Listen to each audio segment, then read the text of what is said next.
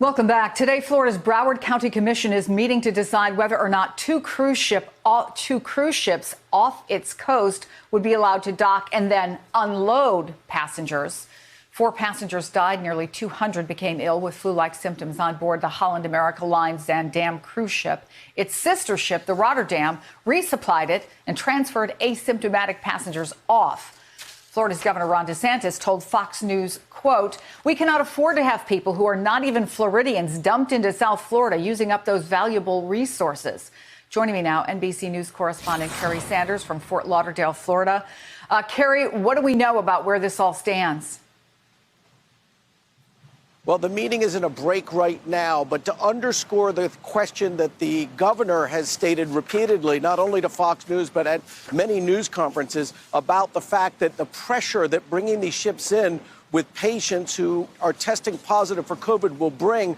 This morning at around 8:30 here at Port Everglades, the paramedics responded to a crew member with COVID-like symptoms. That person was taken off. That was just addressed at the meeting, which is in a break right now. The question, of course, is where do these two ships go?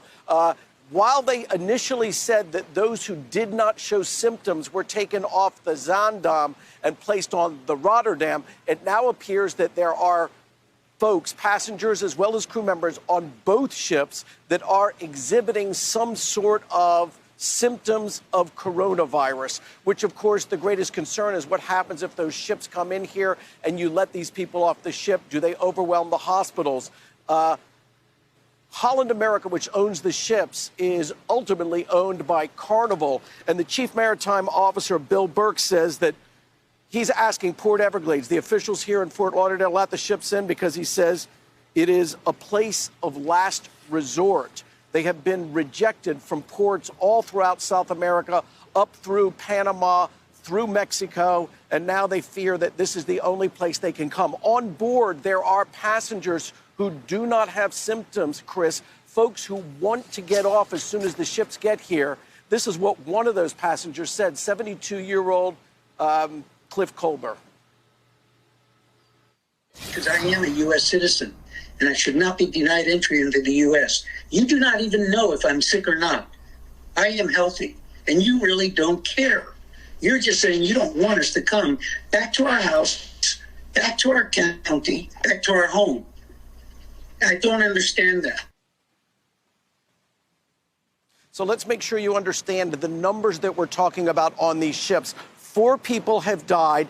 8 people, it's believed, have coronavirus. They have a simple test. They took out 200 test kits on a helicopter, and it's not the complete test, but it is suggested at least 8 people have coronavirus, and they are assuming 200 more on both ships also have COVID-19. So it's a tremendous amount of people. And if this was a wartime, and we've heard so many people talk about this as a wartime effort, this is the classic wartime question.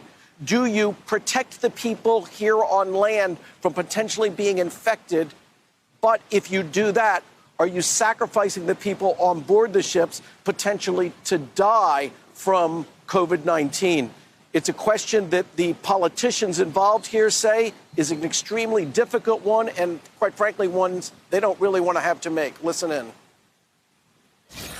It's not a comfortable position to be in at all because, on the one hand, you want to be a humanitarian, but on the other hand, you have a public that you must protect from the further spread of this disease. So how do you balance that is a tough decision. Hey there, I'm Chris Hayes from MSNBC. Thanks for watching MSNBC on YouTube. If you want to keep up to date with the videos we're putting out, you can click subscribe just below me or click over on this list to see lots of other great videos.